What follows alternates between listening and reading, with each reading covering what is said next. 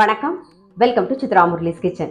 இன்னைக்கு வந்து மார்கழி 13. இன்னைக்கு நான் என்ன பிரசாதமா பண்ண போறேன்னா பாசிப்பருப்பு அல்வா. இதுதான் நான் பண்ண போறேன்.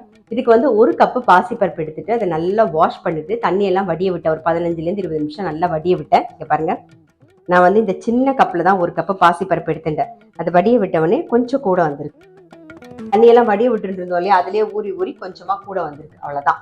இப்போ என்ன பண்ண போறோம்னா நம்ம இந்த பாசிப்பருப்பை வறுத்துக்க போறோம்.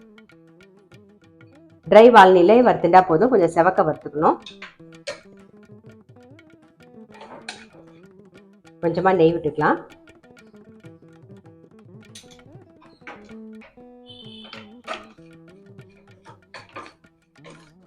பாருங்க, பாசிப்பருப்பு லைட்டா கலர் மாறின்னு வருது இல்லையா, இன்னும் கொஞ்சம் மாறணும். பாசிப்பருப்பு நல்ல ஒரு கோல்டன் கலர்ல வந்துடுச்சு. ஆஃப் பண்ணிடுவோம். இது ஆறுனதுக்கு அப்புறம் நம்ம பொடி பண்ணிக்கலாம். இப்போ நம்ம வறுத்த பாசிப்பருப்பு நல்லா ஆறட்டும். அதுக்குள்ள சர்க்கரையை நம்ம கரைய விட்டுக்கலாம். ஒரு கப்பு பாசிப்பருப்புக்கு ஒரு 2.5 கப்பு வந்து தண்ணி விட்டுக்கணும். ஒரே ஒரு கப்பு வந்து சர்க்கரை. கொஞ்சம் கரைஞ்சா போதும், பாகெல்லாம் எதுவும் வர வேண்டாம். ஒரு பிஞ்ச் வந்து குங்குமப்பூ சேர்த்துக்கலாம்.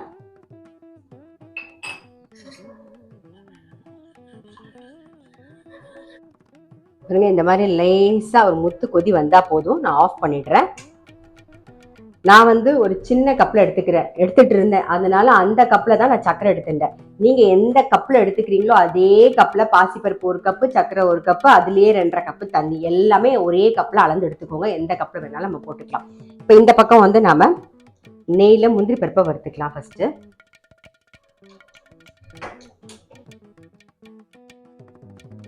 முந்திரி பருப்பு சேர்த்துக்கலாம். முந்திரி பருப்பு வறுபட்டு எடுத்துடலாம்.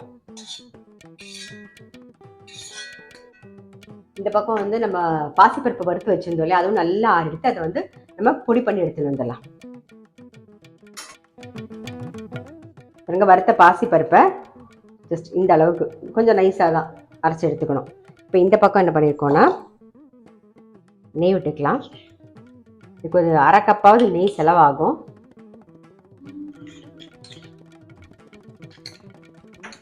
இப்போ வந்து 2 டீஸ்பூன் ரவை எடுத்துக்கலாம். அதை நெய்யில் சேர்த்துருவோம்.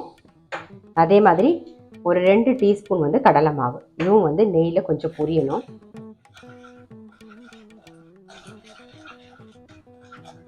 இது கூடவே நம்ம பொடி பண்ணி வச்சிருக்கோம் இல்லையா பாசிப்பருப்பு வறுத்துட்டு, அதையும் சேர்த்துக்கலாம். இதெல்லாம் நெய்யில் ஒரு 2 நிமிஷம் உறிஞ்சி வரட்டும். இப்போ இந்த ஸ்டேஜில் வந்து சர்க்கரை தண்ணி வந்து சேர்த்துக்கலாம்.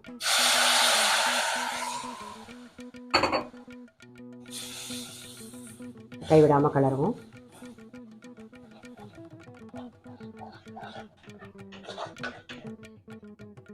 ஏலக்காய் பொடி கொஞ்சம் சேர்த்துக்கலாம்.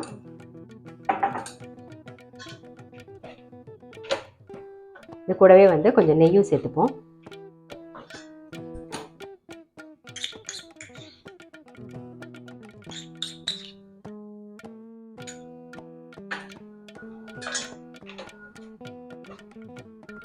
நெய் சேர்த்து நல்லா மிக்ஸ் பண்ணியாச்சு. முந்திரி பருப்பையும் சேர்த்துடலாம். அவ்வளோதான், என்னுடைய பாசிப்பருப்பு அல்வா ரெடி. இது வந்து எடுத்துருவோம். அடுப்பை ஆஃப் பண்ணியாச்சு. இன்னைக்கு வந்து நான் பிரசாதமாக பாசிப்பருப்பு அல்வா பண்ணேன். கண்டிப்பாக நீங்களும் ட்ரை பண்ணி பாருங்கள். ரொம்ப ரொம்ப சிம்பிள், ஈஸியாக இருக்கும். ஒரு கப்பு பாசிப்பருப்பு எடுத்துக்கிட்டிங்கன்னா அதுக்கு வந்து ஒரு கப்பு சர்க்கரை, 2.5 கப்பு தண்ணி.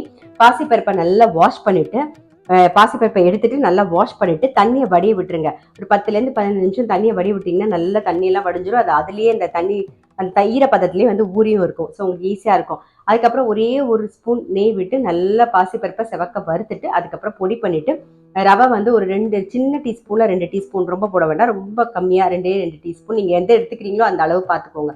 அதே மாதிரி 2 டீஸ்பூன் வந்து கடலை மாவு. அவ்வளோதான், ரொம்ப சிம்பிள், டக்குன்னு பண்ணிடலாம் இந்த பிரசாதம். இது வரைக்கும் ட்ரை பண்ணி பார்க்கல அப்படின்னா டெஃபினட்டாக ட்ரை பண்ணி பாருங்கள். நான் அடுத்த வீடியோவில் சந்திக்கிறேன்.